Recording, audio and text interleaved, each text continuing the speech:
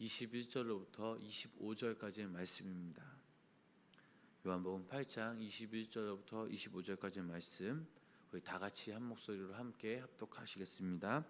다시 이르시되 내가 가리니 너희가 나를 찾다가 너희 제 가운데서 죽겠고 내가 가는 곳에는 너희가 오지 못하리라. 유대인들이 이르러 그가 말하기를 내가 가는 곳에는 너희가 오지 못하리라 하니 그가 자기를 아는가. 예수께서 이르시되 너희는 아래에서 났고 나는 위에서 났으며 너희는 이 세상에 속하였고 나는 이 세상에 속하지 아니하였느니라. 그러므로 내가 너희에게 말하기를 너희가 너희 가운데서 죽으리라 하였노라. 너희가 만일 내가 그인 줄 믿지 아니하면 너희 제 가운데서 죽으리라. 그들이 말하되 네가 누구냐? 예수께서 이르시되 나는 처음부터 너희에게 말하여 온 자니라. 아멘. 오늘도 살아계신 하나님의 은혜가 우리 성도님들 삶 가운데 함께 하시길 주님의 이름으로 간절히 축원합니다. 벌써 2022년이 이제 마지막 날이 되었습니다. 올 한 해 여러분들께서 새벽 제단을 지켜주시고 특별히 여러분들 각자 삶의 자리에서 애쓰셨습니다. 이 모든 것들이 우리가 가정이 참 힘들고 때론 어렵고 때론 기쁘고 감사한 일들이 많이 있었지만 이러한 모든 일들이 하나님의 은혜였음을 고백하며 또한 2023년에는 더욱더 우리가 하나님을 사모하고 하나님께 예배하고 하나님께 주신 그 말씀에 순종하며 믿음으로 나아갈 때에 2020년보다 2023년에는 우리 성도님 삶 가운데 하나님 귀한 복이 사랑이 차고 넘치시길 주님의 이름으로 축복합니다. 살아가면서 진리라는 것이 확실하고 분명하게 보이지 않을 때가 분명 있죠. 때로는 이 진리가 우리 삶 가운데 불확실하게 보일 때도 있습니다. 우리가 어떠한 사물을 보더라도 보는 각도에 따라 크기와 또 모양이 달라지는 것을 우리는 알 수 있습니다. 한 사람을 두고도 보는 위치에 따라 뒷모습과 또 옆모습과 앞모습 등으로 우리가 나눌 수 있죠. 마찬가지로 예수님에 대한 사람들의 생각도 아주 다양하였습니다. 사람들의 생각에 따라 예수님을 해석하는 것이 다르고 그 해석이 때로는 오해를 불러일으키기도 하였습니다. 특별히 예루살렘의 그 바리새파 사람들 역시 자신들의 편견과 시선으로 예수님을 바라보았습니다. 특히 이 사람들은 종교적으로 이 편견이 너무나 심했습니다. 예수님께서 나는 이 세상의 빛인데 나를 따르는 자는 어둠에 다니지 않고 생명의 빛을 얻을 것이다 라고 말씀하셨지만 이들은 이 말씀을 믿음으로 받아들이지 않고 오히려 예수님을 비난하며 공격하였습니다. 여기서 예수님은 물러서지 않으시고 당당히 논리적으로 자신을 증거하였습니다. 왜 그랬습니까? 이 땅에서 예수님 그 자신이 당신의 할 일이 남아 있었고 당신의 그 하나님 아버지의 뜻이었기 때문입니다.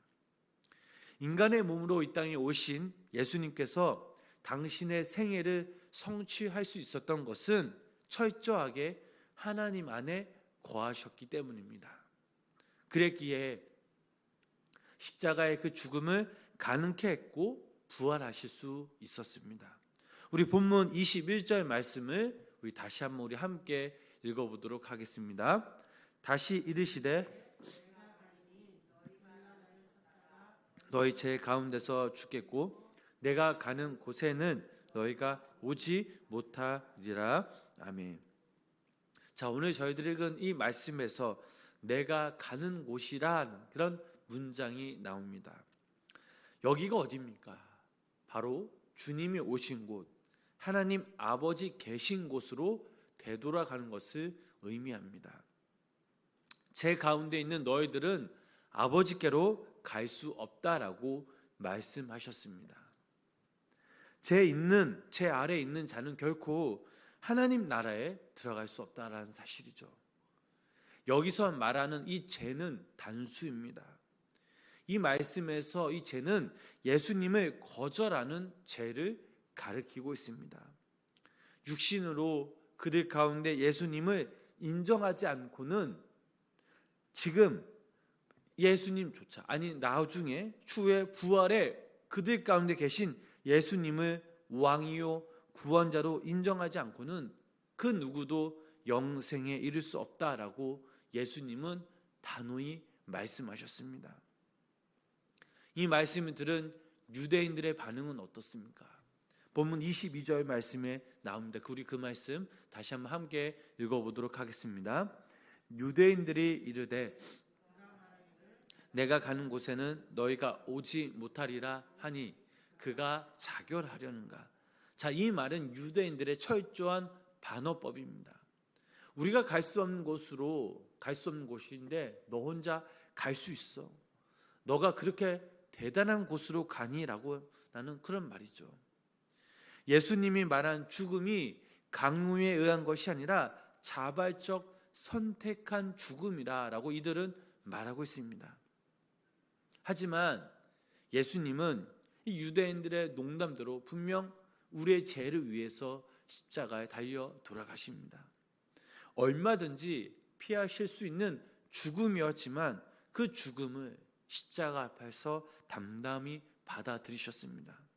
즉 자발적인 죽음이었다는 거죠. 요한복음이 그리는 십자가의 죽음의 특징이 바로 이 자발적 죽음이라는 것입니다. 십자가의 죽음에서 당신을 내던져도 하나님께서 반드시 살리겠다는 굳건한 믿음이 있었기에 십자가의 죽음과 이 부활이 가능했습니다. 결과적으로는 이 십자가의 대속이 성취될 수 있었습니다. 계속해서 23절 말씀 계속해서 읽어보도록 하겠습니다. 예수께서 이르시되 너희는 아래에서 났고 나는 위에서 났으며 너희는 이 세상에 속하였고 나는 이 세상에 속하지 아니하였느니라. 아멘. 자, 예수님은 아래와 위, 이 세상과 하나님 나라를 대조하십니다. 이것은 육과 영, 그리고 어둠과 빛과 대조와 같습니다. 이들의 소속은 다르기 때문에 예수님이 말씀하신 것을 이해하지 못합니다. 교회에 다니는 사람들이 세상 사람들과 전혀 다를 바 없이 살아가는 원인 중에 하나는 그들의 영적인 소속을 바꾸지 않았기 때문입니다. 주일날 몸만 예배당만 왔을 뿐 그들의 삶 가운데, 그들의 영적인 소속 가운데 예수님이 있기보다는 세상의 만물이 가득 찼기 때문입니다. 25절 말씀 계속해서 읽어보도록 하겠습니다. 그들이 말하되 누구냐? 예수께서 이르시되 나는 처음부터 너희에게 말하여 온 자니라. 아멘. 자, 요한복음 1장 19절 말씀을 읽어보면 유대인들이 예루살렘에서 제사장들과 레위인들을 요한에게 보내요. 네가 누구냐라고 물을 때에 요한의 증언이 이러하니라 라는 말씀이 있습니다. 25절 말씀과 1장 19절 말씀에 나오는 동일한 단어가 있습니다. 네가 누구냐라는 거죠. 예수님이 누구시냐라는 이 질문은 요한복음에서 아주 가장 중요한 질문입니다. 요한복음은 이 질문에 대답하기 위해 쓴 책이라고 해도 과언이 아닙니다. 이들의 질문에 예수님이 어떻게 대답하십니까? 나는 처음부터 너희에게 말하여 온 자니라 라고 대답하십니다. 참으로 중요한 대답이죠.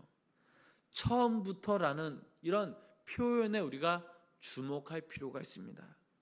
즉 이 말은 창세기 1장 1절 말씀에 나오는 태초의 말씀이 계시니라와 동일한 의미를 담고 있습니다. 예수님께서 이 태초에 하나님과 함께 계셨고 노고스, 즉 말씀이라고 말씀하신 것입니다. 그렇다면 예수님이 말씀하신 것은 구체적으로 어떤 내용입니까? 저희들이 좀 전에 읽은 22절 말씀 내용, 다시 이르시되 내가 가리니 너희가 나를 찾다가 너희 죄 가운데서 죽겠고 내가 가는 곳에는 너희가 오지 못하리라. 24절 말씀입니다. 우리 24절 말씀 함께 다시 한번 읽어보도록 하겠습니다. 이러므로 내가 너희에게 말하기를 너희가 너희 죄 가운데서 죽으리라 하였노라. 너희가 만일 내가 그인 줄 믿지 아니하면 너희 죄 가운데서 죽으리라. 아멘. 예수님이 말씀하신 것을 보면 상당한 내용이 많죠. 그러나 오늘 이 시간 이 말씀에는 본문 말씀 중심에 보면 특별히 21절, 24절 말씀에 나오는 죄 가운데서 반드시 죽는다라는 것을 우리가 한번 생각해 볼 필요가 있습니다. 이것은 창세기부터 전해지는 내용입니다. 사도 바울이 말하기 죄의 삭은 사망이라고 했습니다. 이처럼 누군가 죄 가운데 빠져 있다면 결국 죽음을 맞이한다라는 사실입니다. 예수님께서는 왜 죄 가운데서 반드시 죽는다라는 것을 말씀하셨을까요? 요한복음 1장 12절 말씀 보면 이런 말씀이 있습니다. 영접하는 자 곧 그 이름을 믿는 자들에게는 하나님의 자녀가 되는 권세를 주셨으니. 요한복음 3장 17절 말씀 우리 계속해서 함께 읽어보도록 하겠습니다. 하나님이 그 아들을 세상에 보내신 것은 세상을 심판하려 하심이 아니요 그로 말미암아 세상이 구원을 받게 하려 하심이라. 아멘. 요한복음 5장 24절 말씀 계속해서 읽어보도록 하겠습니다. 내가 진실로 너희에게 이르노니 내 말을 듣고 또 나 보내신 이를 믿는 자는 영생을 얻었고 이르지 아니하느니 사망에서 생명으로 옮겼느니라. 아멘. 자, 예수님께서는 죄 가운데서는 반드시 죽는다라는 이 사실을 강조하셨고 방금 저희들이 읽은 이 말씀처럼 예수님 안에서 우리가 영원한 생명과 참 생명을 얻을 수 있다라는 사실입니다. 예수님 이렇게 말씀하신 것은 바로 우리를 위해서 영원한 생명을 주시기 위해 참 생명을 얻게 하시기 위해 이 땅에 오셨음을 우리는 알 수 있습니다. 우리가 죄 가운데 빠져 있는 우리 주변의 이런 사람들을 예수님께로 인도해야 할 이유가 바로 여기에 있습니다. 그도 역시 예수 그리스도 안에서 영원한 생명과 구원을 누리게 해주기 위함이라는 사실이죠. 이것이 바로 예수님의 영원한 진리이며 저희들은 이것을 전해야 할, 지켜야 할 그런 사명감이 우리들에게 있다라는 사실입니다. 사랑하는 우리 성도님 여러분, 유대인들은 예수님께 이렇게 물었습니다.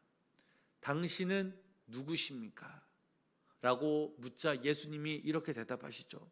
나는 처음부터 너희에게 말하여 온 자라. 무엇을 말씀하시려고 이 땅에 오셨습니까? 무엇을 말씀하시려고 우리에게 오셨습니까? 제 가운데서는 반드시 죽고 내 안에 거할 때 영원한 생명을 얻을 수 있다라는 사실입니다. 이 묻고 이 질문의 답이 바로 오늘 본문 말씀의 핵심 포인트라는 사실이죠. 어떻게 하면 우리가 이러한 진리를 깨닫고 또 증거할 수 있겠습니까? 내 안에 예수님의 생명이 있을 때에 또한 우리가 예수님의 그 생명 안에 거할 때 가능하다라는 사실이죠.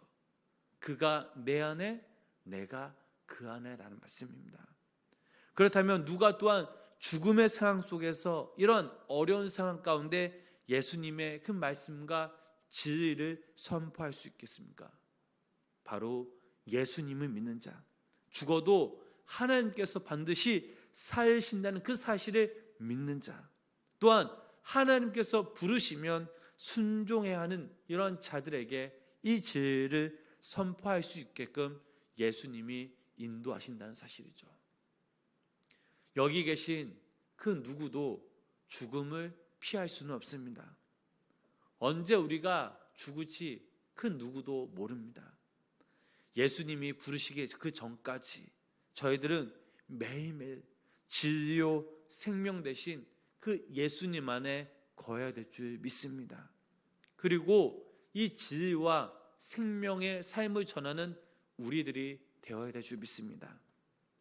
바라옵기는 오늘 하루도 우리가 2022년 이 마지막 날에 저와 우리 성도님들이 예수님의 우리 안에, 또 우리가 예수님 안에 우리가 거함으로 예수님이 주시는 영원한 진리, 영원한 생명, 그 빛을 우리가 사모하며 바라보며 하나님의 기준으로 이 땅에 살아가실 때, 오늘 그리고 2023년 예수 그리스도의 귀한 은혜와 사랑을 흠뻑 마음껏 누리시며 나누시며 살아가시는 귀한 믿음의 성도님들의 삶이 되시길 주님의 이름으로 간절히 축원합니다.